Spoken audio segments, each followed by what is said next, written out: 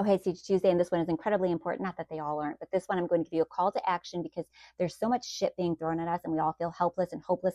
I'm going to give you something we can do to fight back against this one particular thing I'm going to talk to you about today. Are you ready? I'm a lawyer, not your lawyer. Educational, informational purposes only. Let's get into it. You've heard of HUD, right? The U.S. Department of Housing and Urban Development. It's a federal agency whose purpose is to create strong, sustainable, inclusive communities and quality, affordable homes for all by enforcing fair housing laws. That's important. Funding community development, and providing rental and home ownership assistance. Okay, that's what HUD's job is, helping the community become homed and have safe places to live, right?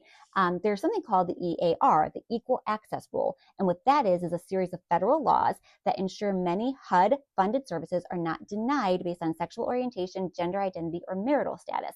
This was instituted or put into place about 10 years ago, and it was originally issued to ensure family members such as fathers, teenage boys, and grandparents could access the same shelter and keep the family together, right? Isn't that what we all want? Keep the family together, strong family unit.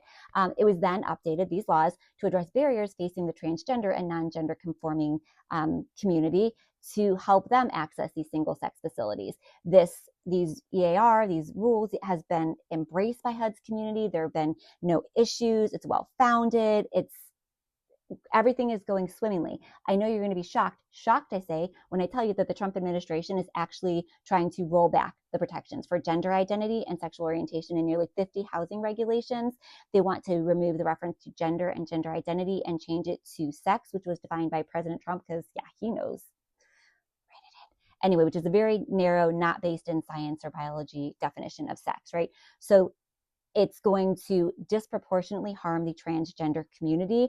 The EAR is supposed to protect access for all, especially critical for transgender people who are experiencing homelessness, survivors of violence, and fleeing disasters. There was a report by the Williams Institute that said that LGBTQ plus individuals experience homelessness and housing insecurity at disproportionately high rates compared to the general population. They're also more likely to confront housing discrimination and social isolation and financial instability.